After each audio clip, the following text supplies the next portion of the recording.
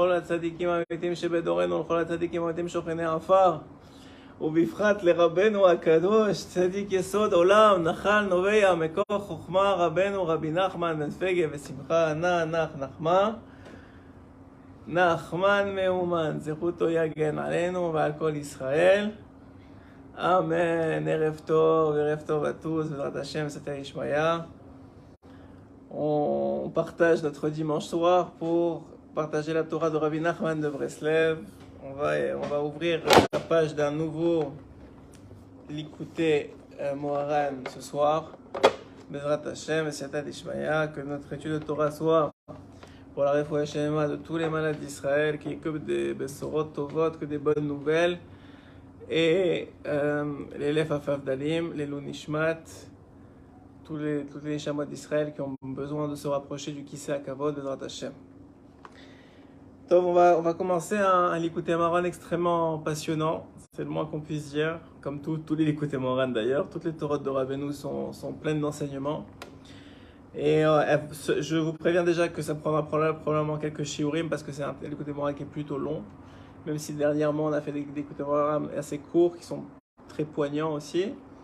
Mais celui-là, il m'a attrapé la semaine dernière, Shabbat dernier, et je voulais commencer à le partager avec vous. Donc commence le Likutei Moharan numéro Nun Zayin, 57. Bezrat Hashem. Besimana Tava. Sha'alu Talmidav et Rabbi Yossé ben Kisma. On demandait les élèves de Rabbi Yossé ben Kisma, donc c'est une Gemara, dans Masechet Sanhedrin Tzadikret. Là-bas, hein, les élèves de Rabbi Yossé ben Kisma, ils ont demandé Ematai ben David ba. Quand est-ce que Mashiach vient? Il leur répond Amar lahen, il leur répond Lirchelipol Hachar Azeh veibane, veipol, veipol. Ils étaient à Rome à l'époque. Il leur montre la porte de Rome et ils lui disent que cette porte, il y en a qui disent qu'ils étaient à Rome, il y en a qui disent qu'ils étaient à Yerushalayim, et qu'il y avait à Yerushalayim une porte qui s'appelait la porte de Rome. Machloket. Mais en tout cas, il y a une sorte de char et une sorte de porte, une porte énorme, on parle d'une sorte de, vraiment une porte énorme. Donc il y a une sorte de porte qui sera détruite et reconstruite, donc 3 fois détruite, et au bout de la 3e fois, dit Rabbi Yossé ben Kisma, et ils n'auront pas le temps de la reconstruire jusqu'à que Mashiach vienne. Est-ce qu'il s'agit du 3e Beit Hamikdash? Est-ce qu'il s'agit, on va voir comment Rabbeinu va expliquer tout ça. Rappelez-vous que Rabbeinu, toujours il ouvre son Likutei Moharan sur, en tout cas dans la majorité de ses Likutei Moharan, il va ouvrir sur une partie de Torah écrite ou orale, et ensuite de ça va ramener tous les secrets pour essayer de comprendre quelles sont finalement l'intention profonde de ce verset ou ici de cette partie de Gemara. Alors commence Rabbi Nachman. Sachez. Ki kol dibur vedibur, cette partie-là est vraiment extrêmement belle. Elle parle des anges, comment ça fonctionne, comment les anges fonctionnent. Sache. Ki kol dibur vedibur, parce qu'il parle au singulier, il te parle à toi, à moi, à tous ceux qui sont là, à toi, à tout le monde qui est là. Okay? Ki kol dibur vedibur, sache que chaque parole, qui est sortie de la bouche d'Hachem, Kaviachol, Hachem n'a pas de bouche, mais il a créé le monde avec des paroles, ça on le sait. Et on va voir qu'en vérité la Torah, puisque qu'est-ce qu'on a d'Hachem dans ce monde? C'est que la Torah. La Torah, ce ne sont que des paroles d'Hachem Yitbarach. C'est ça les paroles d'Hachem. Okay? Donc on a des paroles qui sont les paroles d'Hachem. Il dit Rabbi Nachman, il nous apprend, il nous dévoile que chaque parole, Nivra mimenu malach, de elle est créé un ange. Chaque fois que Hachem a dit quelque chose, donc chaque fois dans la Torah on a dit Vayomer Hachem le Moshe, Vayomer Hachem le Moshe, Vayomer Hachem Koué. Vous voyez, chaque fois que Hachem a parlé, il crée un ange. Aux 10 premières paroles de la création, il a créé chaque fois un ange. Vechol dibur vedibur, et chaque parole, chaque enseignement, chaque distinction, chaque commandement qu'Hachem a donné, nechelak le kamanit sotzot, et on le sépare en plein d'étincelles. Comment ça? Parce que Hachem il a dit qu'il faut respecter Shabbat. Mais Shabbat, c'est ne pas cuire, c'est ne pas trier, c'est ne pas, c'est toutes les 39 mélachot. Donc quoi? Donc quand il a dit le dibour, qu'il faut respecter Shabbat, il a créé un ange qui est mémouné, qui est préposé au Shabbat. Mais le Shabbat, c'est très très très très grand. Est-ce que, alors il dit, donc il y a un grand ange qui s'occupe de cette parole-là, et après cette parole, elle est en vérité cassée en plusieurs petites paroles. Oui, comme il va dire, chaque dibour et dibour, il est séparé en plusieurs nitzotzot. Bifrinat, comme c'est écrit dans Yermia, Kepatish yefot c'est là que un homme il peut casser, enfin ça va être avec un patish, on dit un marteau, il peut casser une pierre en plusieurs morceaux. De la même façon, le dibour d'Hachem qui a créé un ange, il peut être cassé en plusieurs morceaux, dans le sens qu'il y a plusieurs ramifications à cette parole-là. Kemochen, comme ça, Nivreo kama vekama malachim. Comme ça sont créés plusieurs malachim, plusieurs anges. Les filles rovanisosot en fonction de chaque étincelle de la première parole. Donc comment ça marche? Dire à Benoît Kadosh, c'est quoi les anges? Les anges, c'est ceux qui s'occupent de faire que la volonté d'Hachem soit réalisée. Ok? Ça c'est un ange. C'est ça la définition d'un ange.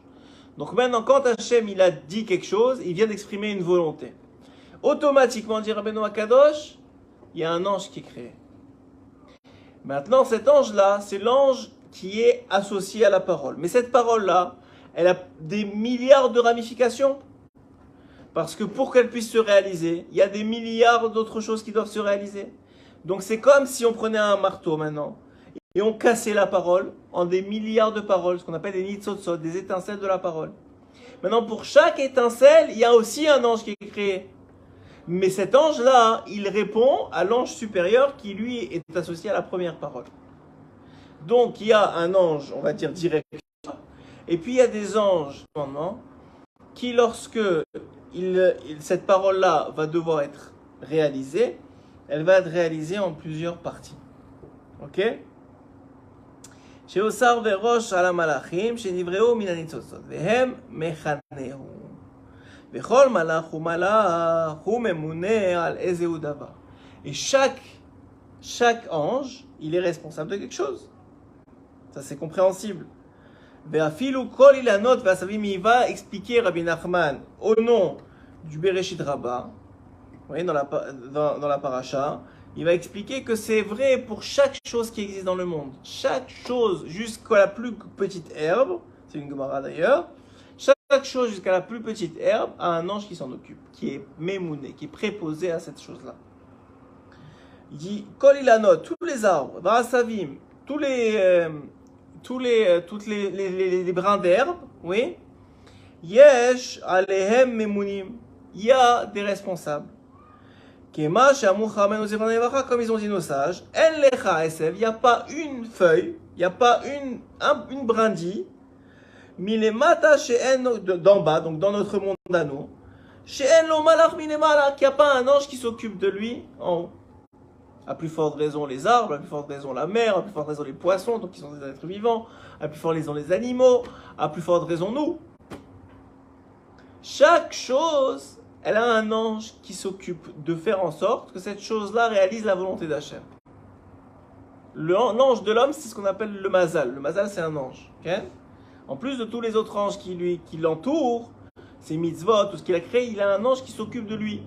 Comme on a déjà expliqué dans un lot de Moran, où il dit Rabbeinu, si un homme il sent qu'il se réveille un matin avec la rasra, qu'il sache que c'est son mazal, c'est-à-dire son ange qui s'occupe de lui, qui lui fait des signes, de lui dire aujourd'hui il faut que tu étudies plus, aujourd'hui il faut que tu donnes plus la tzedaka, aujourd'hui il faut que tu te réveilles. Pourquoi?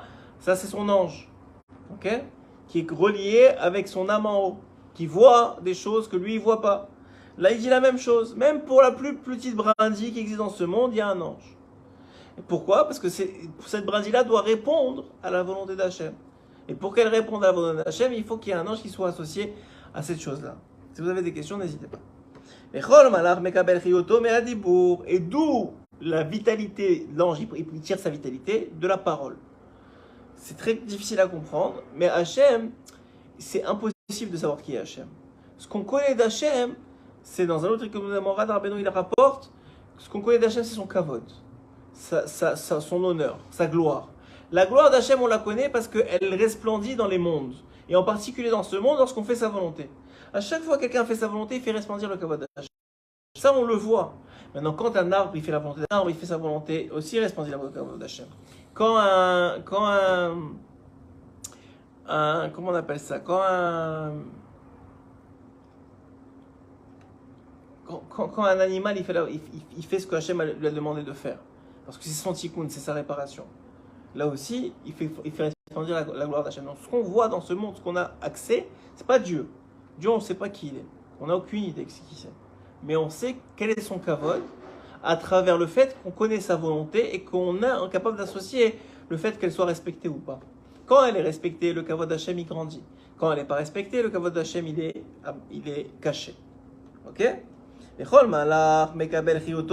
Donc, dit Rabbeinu, chaque ange, il reçoit sa vitalité, sa vie, son énergie pour vivre de la parole d'Hachem. Machloket, est-ce que la parole, elle a été donnée une fois et puis c'est suffisant pour donner la vie à l'ange le temps qu'il a besoin de vivre? Ou bien non, Hachem, à chaque seconde, il renouvelle l'énergie qu'il donne à l'ange à travers un nouveau dibour. Les deux sont vrais. Il y a eu des premiers dibours qui sont des dibours kolel, qui sont des dibours généraux, qui ont créé des anges généraux. Et après, il y a des dibours supplémentaires qui viennent à chaque fois, à chaque génération, à chaque situation, pour affiner la volonté d'Hachem dans chaque situation. C'est très important de comprendre ça. Et donc, et cette vitalité, elle ne lui sert pas à lui ou à l'ange, elle sert à son rôle qui est quoi? De s'assurer que la chose sur laquelle il est responsable fasse la volonté d'Hachem. D'avoir même une chose, une brindille, même une feuille, même n'importe quoi qui existe dans le monde, chez où même on est à la. Donc on voit quoi? Première partie de ce Likutei Moharan, on va voir qu'il est assez long, donc on va essayer de le décomposer pour bien le comprendre et bien s'en imprégner. Première partie de ce Likutei Moharan, extraordinaire. Première chose, c'est de comprendre que Hachem, il a exprimé sa volonté à travers sa parole. Il a dit quelque chose. Pas quelque chose, plusieurs choses. Cette chose-là, c'est sa volonté. C'est la seule chose qu'on connaît de lui. C'est où? C'est dans la Torah. La Torah, c'est la volonté d'Hachem. C'est ça la parole d'Hachem. C'est la Torah. C'est ça la parole qu'on a aujourd'hui. C'est la Torah.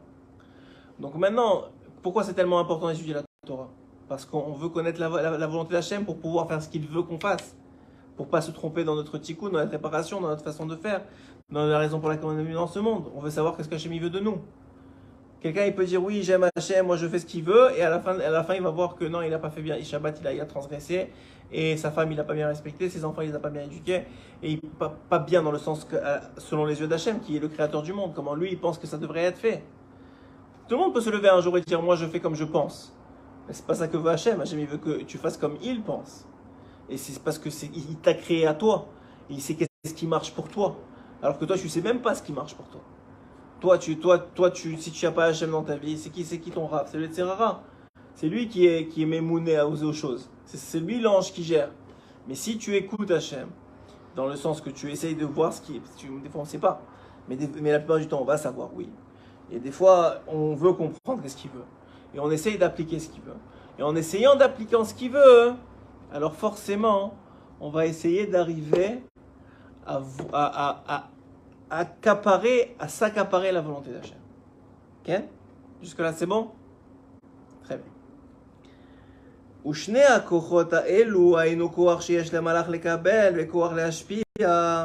Maintenant, il ne va pas seulement expliquer comment ça marche un ange, mais il va expliquer comment ça marche le système des anges.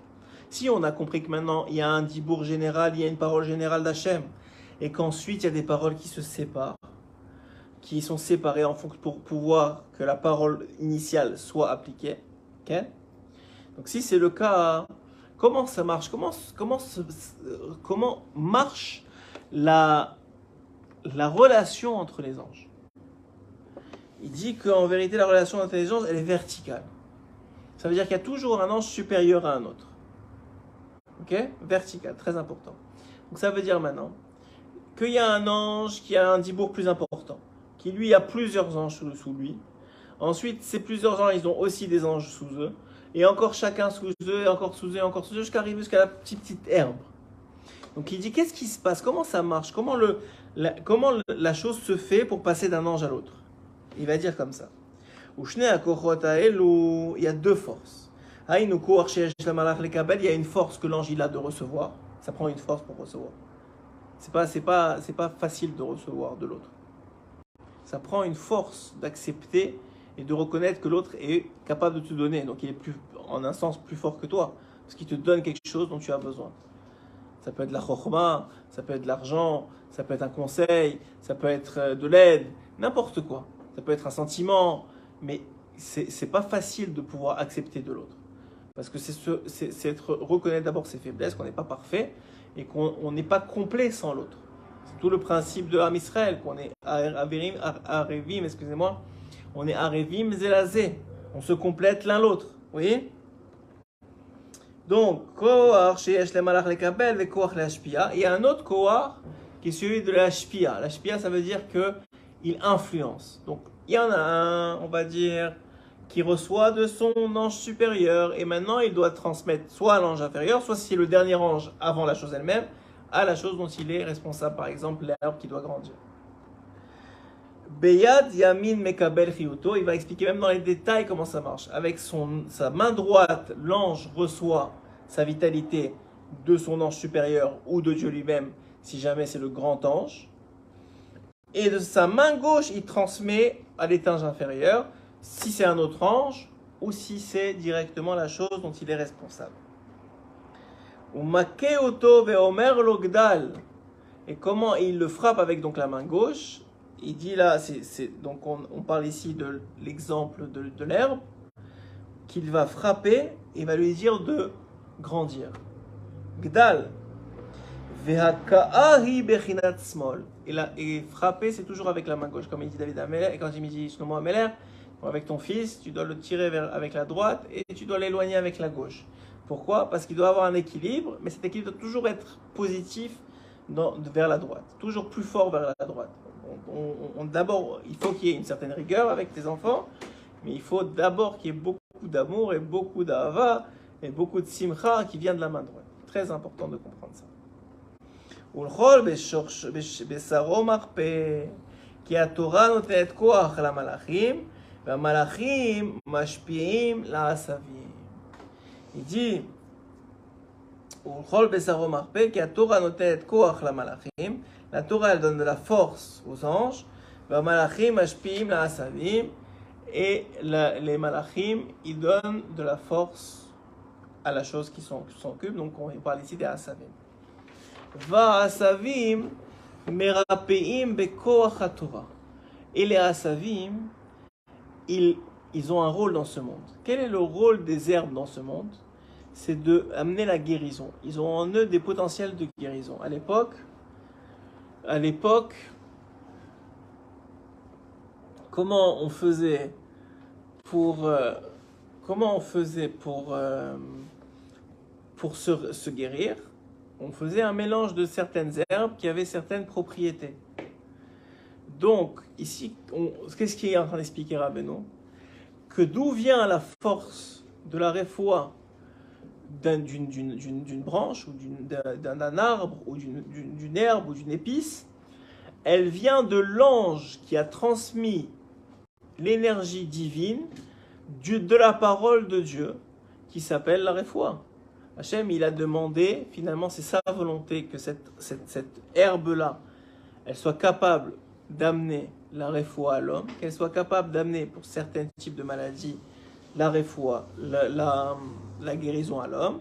Et donc, il a mis un système d'anges pour transmettre son énergie à lui, Hachem, à cette chose-là, pour qu'elle soit capable de faire son rôle, qui est donc de méraper, de guérir. Mais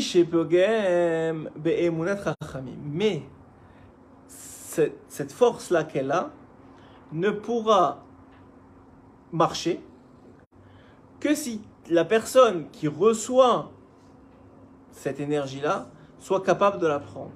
Et pour être capable de la prendre, il faut qu'il ait de la émouna en Dieu. C'est un cercle finalement. Et d'abord, avant d'avoir de la émouna en Dieu, il doit avoir de la émouna dans les chachamim, dans les sages. C'est-à-dire qu'un homme qui n'a pas d'émouna dans les sages, même si on lui donne le bon remède, il ne sera pas guéri par ce remède-là. Et c'est chidouche. Qu'est-ce que c'est extraordinaire ce qu'il nous dit Rabbeinu.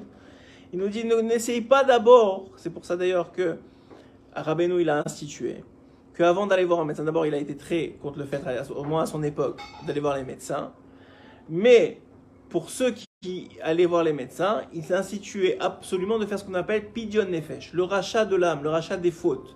À qui? Devant un tamid chacham, devant un tzaddik. On lui donnait une somme d'argent à ce tzaddik-là et on lui demandait de faire pidyon nefesh avant de prendre tout médicament ou avant d'aller voir un médecin. Et encore aujourd'hui, c'est ça le minhag, en tout cas chez Breslev, de faire pidyon nefesh avant d'aller voir qui que ce soit comme médecin, de donner la tzedaka au tzaddik ou à la fatsa ou au talmidei chachamim et de demander que Rabbeinu s'occupe du pidyon nefesh. Et si c'est pas Rabbeinu, très rares sont aujourd'hui les tzaddikim capables de faire pidyon nefesh. En tout cas, pourquoi on fait ça? Pour reconnaître, pour dire à Dieu, ne te trompe pas. C'est pas parce que je vais voir un médecin que je crois que c'est lui qui guérit. C'est sûr que je sais que c'est pas lui qui guérit. Mais tu as mis dans ses mains, comme tu as mis dans l'ange, comme tu as mis dans l'herbe, la capacité de guérir, parce que c'est comme ça que tu as choisi que ton monde marche. C'est comme ça que ton monde devrait marcher. Donc quoi? Donc je reconnais que toi, tu as mis en lui la force de guérir, par différents médicaments, ce que tu veux, mais je reconnais que c'est toi.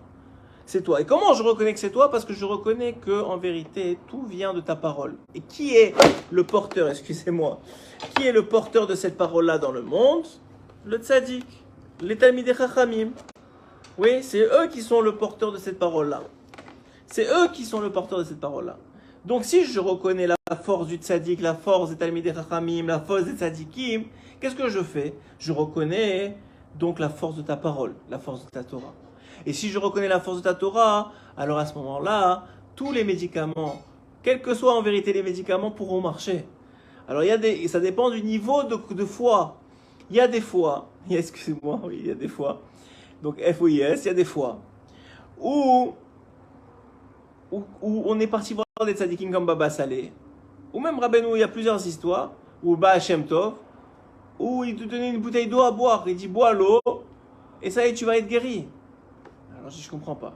Ou on a vu par exemple dans les Nevim Ktuvim, là-bas on a vu à propos d'un homme qui avait un homme non juif, qui avait une servante juive, qui lui avait parlé d'un sage qui était capable de guérir. Et lui était extrêmement...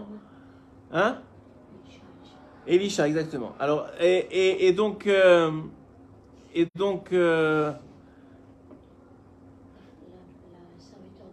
voilà, alors les serviteurs, donc il y avait un non-juif qui va finir, on va voir, par se convertir.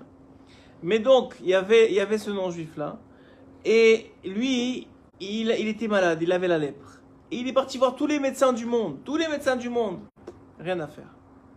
Il n'était pas capable, rien à faire. Il n'y avait pas de guérison. Pourtant, c'était des médicaments qui marchaient sur d'autres personnes, mais sur lui ça marchait pas. Et donc quoi? Alors il a dit, bon, j'ai rien à perdre, je vais aller voir ce sage juif, peut-être lui il va me donner une solution extraordinaire. Qu'est-ce qu'il lui a dit? C'était Elisha. Qu'est-ce qu'il lui a dit? Il va te tremper dans le Yarden 7 fois, et quand tu ressortiras, tu n'auras plus la lèvre. Il dit quoi? C'est un charlatan que ça veut dire ça. J'ai consulté tous les médecins du monde, j'ai consulté tous les astrologues du monde, j'ai consulté tous les magiciens du monde. Ils ont essayé tout. Ça n'a rien marché. Et lui me dit juste, va dans le fleuve à côté, là, 5 minutes d'ici, va te tremper 7 fois, et ensuite tu vas guérir. Il a dit, bon, je souffre tellement, même si j'y crois que peu, mais j'y crois quand même, parce qu'il l'a fait. Il a suffisamment cru pour le faire. Il s'est trempé, et au bout de 7 fois, il est ressorti complètement naquit, complètement propre. Il n'avait plus la lèpre. À tel point, il était impressionné qu'il a fait tout, il s'est converti. Il a dit, c'est pas possible une chose pareille. Maintenant, je vous pose la question. Est-ce que c'est l'eau du Jourdain, l'eau du Yarden, qui a guéri cet homme-là? Non. C'est la parole du tzaddik qui a dit que l'eau du Jourdain allait le guérir, qui a donné, qui a créé lui-même, c'est ça qu'on va voir plus tard dans l'écouté moral qui est extraordinaire, qu'à un certain niveau, les tzaddikim sont capables de créer eux-mêmes des anges. Ils sont appropriés la parole de Dieu, pas avec l'accord de Dieu, mais ils sont appropriés la parole de Dieu. Que quoi? Que maintenant, ces tzadikim sont capables de dire une chose, et ils créent l'ange qui va donner le pouvoir à l'eau de guérir, de créer le pouvoir à l'eau, de guérir la personne. Comme on a vu plein de fois chez Baba Saleh qui donnait juste une bouteille d'eau, il disait bois ça, arrête les médicaments et prends le nombre de fois que tu veux prendre les médicaments, tu bois mon eau et tout ira bien. Et la Emouna, mais ça prend une condition, c'est que la personne, elle ait de la foi dans les tzadikim. Et bien sûr, a fortiori de la foi en Dieu, ça c'est une évidence. Mais ça prend cette foi-là. C'est pour ça que Rabbeinu fait le lien entre les deux. Il dit c'est très bien qu'il y a un système d'anges qui donne le pouvoir de guérir aux herbes ou aux médicaments, ça revient au même aujourd'hui. Qui aujourd'hui sont synthétisés, mais spirituellement c'est la même chose.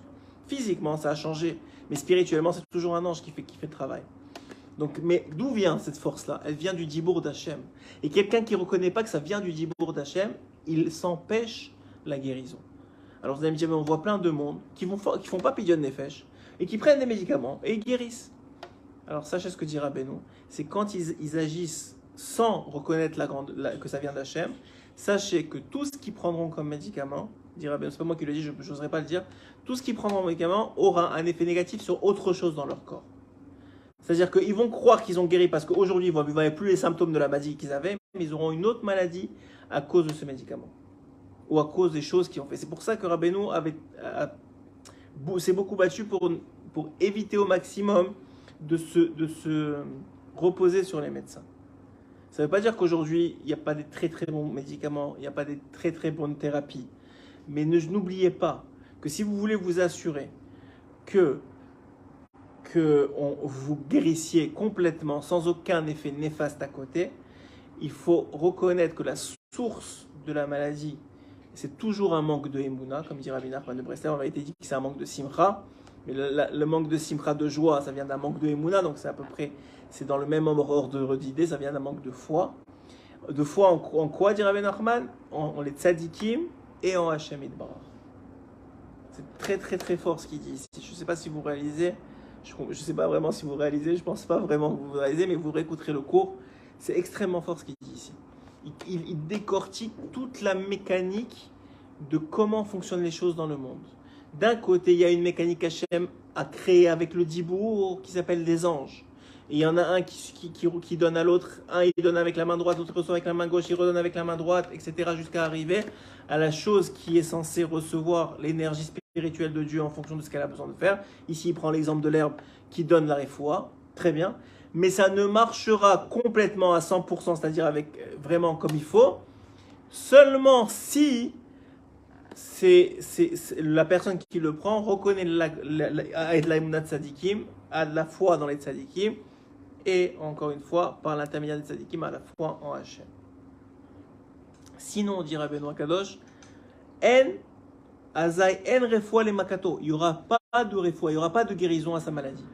Il peut prendre tous les médicaments du monde, il peut essayer toutes les thérapies du monde, il ne guérira pas, ou s'il guérit de ça, il tombera malade d'autres choses, Chas v'Shalom, sans le souhaiter évidemment à personne.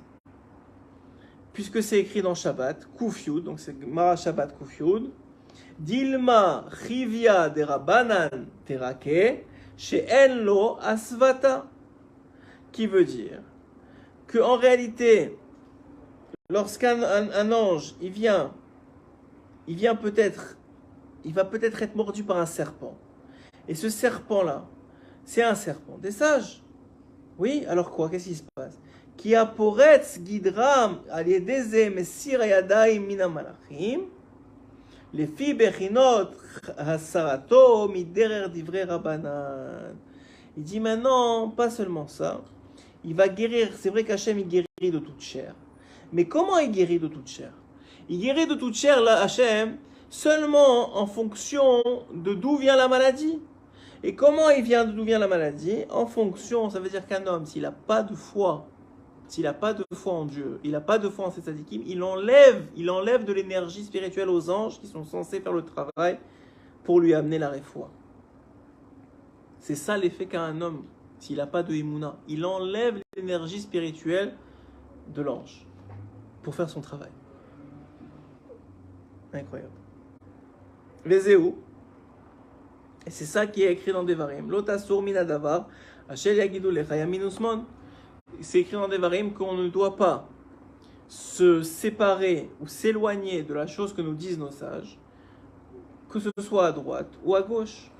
Pourquoi? Quelqu'un va te dire, mais il y a la Torah, Hachem il a dit des choses, pourquoi j'ai besoin des Chachamim, pourquoi j'ai besoin des Tzadikim, pourquoi j'ai besoin de Shulchan Aruch, pourquoi j'ai besoin de Rabbi Yosef Karo, pourquoi j'ai besoin de Rav Ovadia Yosef, pourquoi j'ai besoin de ces gens-là, de ces Tzadikim-là, de ces Rabbanim-là, pourquoi j'ai besoin des Rabbanim pour me dire quoi faire? C'est écrit dans la Torah, je fais ce qu'il y a écrit dans la Torah, ce que mon cœur me dit de faire, et c'est tout. Je dis non, c'est pas comme ça que ça marche. C'est pas comme ça que ça marche. Parce que eux, quand ils vont expliquer qu'est-ce que veut dire Hachem. Oui, à chaque fois qu'ils vont expliquer qu'est-ce que veut dire Hachem.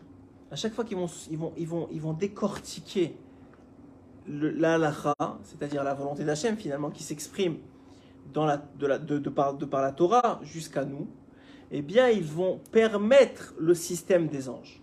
Ils vont permettre que les anges fassent leur travail, qu'ils se passent le relais d'un ange à l'autre, de l'énergie spirituelle du Dibour d'Hachem qui est la Torah, jusqu'à arriver à chaque maladie, qu'elle soit spirituelle d'ailleurs, parce que la plupart des maladies ne sont pas visibles, elles sont véritablement spirituelles. Aujourd'hui on voit que c'est exponentiel dans tous les aspects, que ce soit les aspects psychologiques, que ce soit les aspects émotionnels. Les maladies sont beaucoup plus que physiques.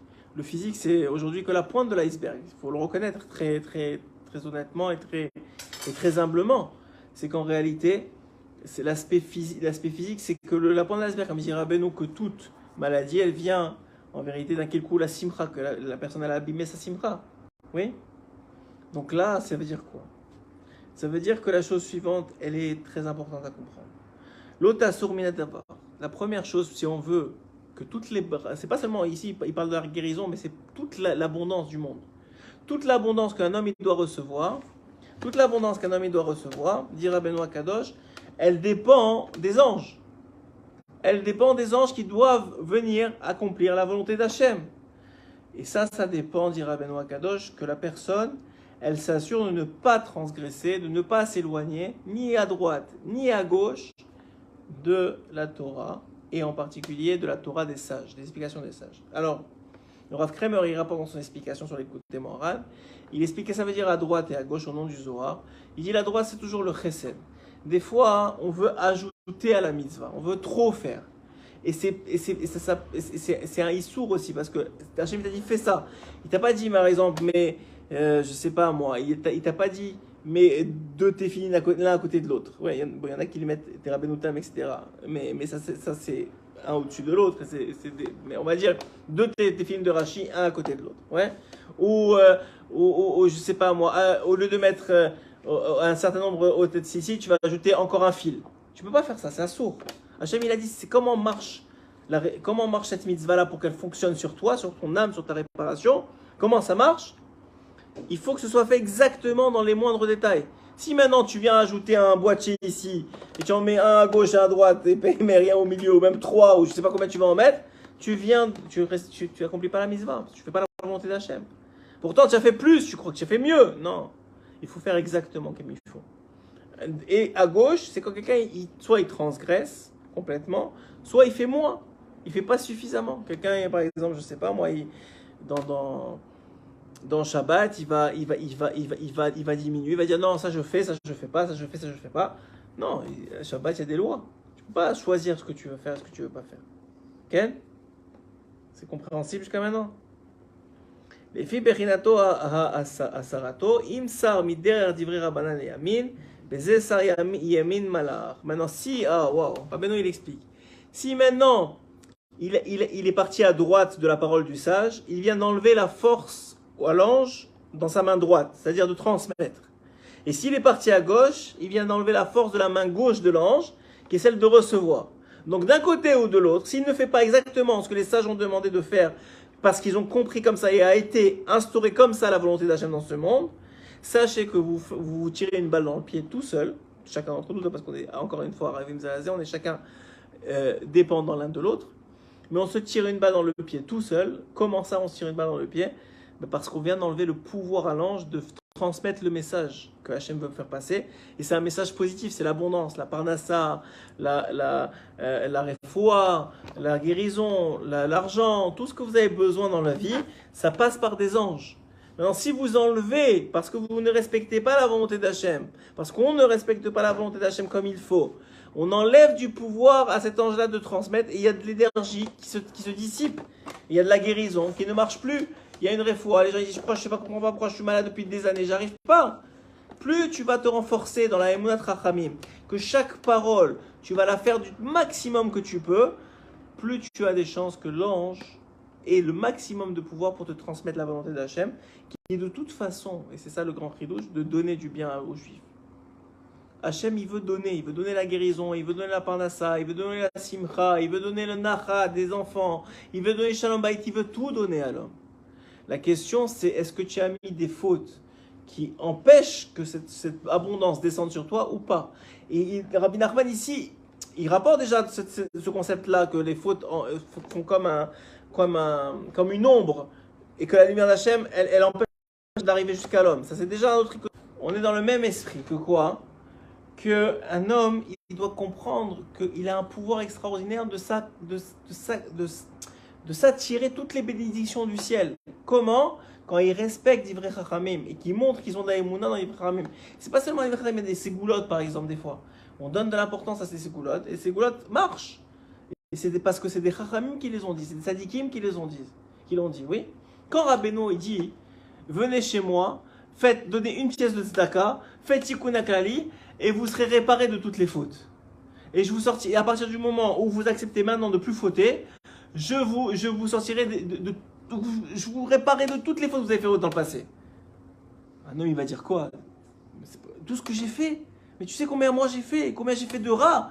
Et lui, il me dit quoi? En 5 minutes, en faisant 10 télim, ça, il s'est réglé. Mais c'est pas les 10 télim qui règlent l'histoire. C'est le tzaddik qui y a derrière. C'est que c'est Rabbeinu Akadosh qui a dit ça. Et quand Rabbeinu Akadosh il a dit ça, il a mis du pouvoir dans sa parole à l'ange qui s'occupe maintenant de ces 10 télim là. Et maintenant l'ange qui s'occupe, il tire son énergie de Rabbeinu, de Rabbi Nachman, et qui tire cette énergie de Rabbi Nachman à chaque instant. Non seulement quand il était vivant, mais encore plus que quand il est plus grand de jour en jour, quand il est parti de ce monde, que chaque jour on sait qu'il monte de niveau. Il continue comme il a dit avant sa mort, que je continuerai de monter de niveau à chaque instant, à chaque seconde, et je doublerai. Donc vous imaginez quelle grandeur il a maintenant. Maintenant cet ange-là, qui est Mémouné au Teilim, au Tikkun haklali, d'où il prend sa force, d'où il prend sa vitalité? De Rabbi Nachman de Breslev. Donc c'est pour ça que ça marche. C'est pas parce que maintenant tu lui dis Teilim que ça marche. C'est parce que tu respectes la parole du tzaddik qui a promis ça. C'est ça le secret. C'est que si tu dis maintenant je crois pas en tzaddik, je fais juste ça stam, ça marchera pas.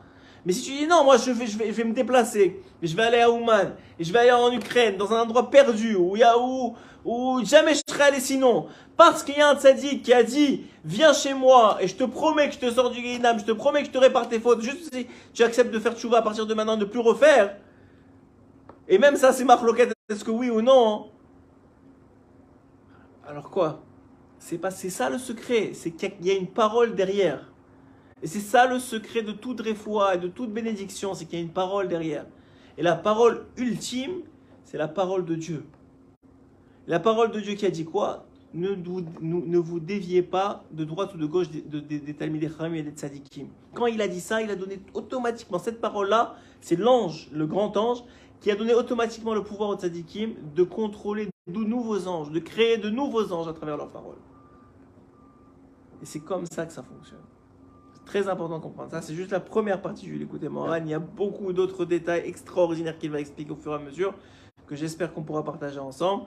Si vous n'avez pas écouté le shiur depuis le début, ce serait à mon avis très intéressant de l'écouter, parce que maintenant qu'on va bien rentrer dans cette Torah là, c'est une suite d'événements, une suite de conséquences, de réflexions, et Bezrat Hashem qu'on puisse être zoré mamash, de renforcer notre, et il va expliquer comment on renforce notre Emunat Chachamim, parce qu'il y a des façons spécifiques de renforcer notre Emunat Chachamim, et qu'en faisant ça, on est capable de redonner du pouvoir à la main droite et à la main gauche des anges qui transmettent le message d'Hachem jusqu'à nous, qui est le bon message, qui est la bénédiction.